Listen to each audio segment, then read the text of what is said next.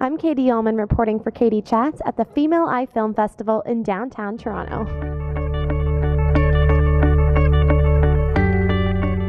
I'm here with filmmaker and photographer EDIE STEINER. How does it feel to have your documentary, Conversations on the Lake, here at the Female Eye? Feels great. It's not my first time in the festival, and I always really enjoy it, and Leslie does an amazing job of putting this together.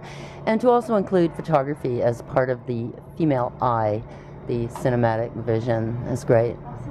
And can you tell me a little bit about Conversations on the Lake and how you went about, navigating Lake Superior and finding these, conversations happening? I'm from the north originally.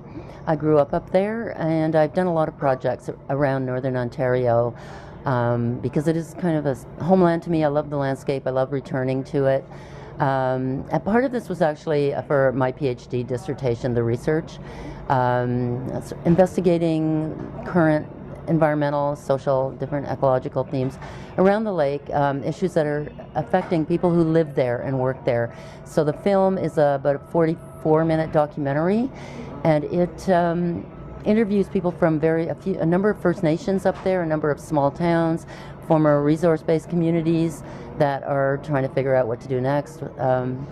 And now that it's not so much about resources there, or hopefully it isn't, and some of the problems, social themes that are facing. But mostly, my take on it was interviewing people that want to protect the natural environment from further obvious exploitation, although even tourism can be very exploitive, but people do have to survive, so it raises these different tensions around that. And as someone who's from the north, were there any conversations in particular that really sort of took you by surprise that you didn't expect to over here? I think some of the issues took me by surprise, but I decided, whether I agreed with them or not, it was important to let people have their voice. For instance, there's a lot of resistance in certain communities against the large industrial wind turbine installations. And part of that is, there's a lot of uncertainty around long-term health effects and effects on animal habitat and avian habitat, but also there's the idea of, is this spoiling the view, and how does that impact tourism? And someone spoke about the night sky that would be affected by, large turbine installations, which was something I hadn't really thought about.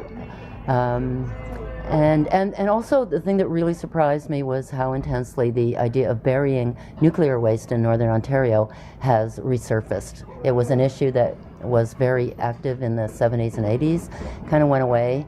People resisted. They managed to stop it, and now it's kind of come back. And as these towns that used to depend on logging and mining are dying out, they are looking for new alternatives, particularly politicians. They hear that it's going to be great for jobs and infrastructure development, and it's going to bring lots of money, but the actual issues around nuclear waste disposal aren't always so clearly set out to the local people.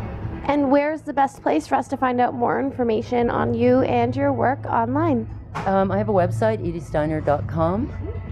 Yeah. Perfect. Well, thank you so much, and congratulations. Yeah, thank you. Thank you. I'm Katie Uhlmann reporting for Katie Chats at the Female Eye Film Festival in downtown Toronto.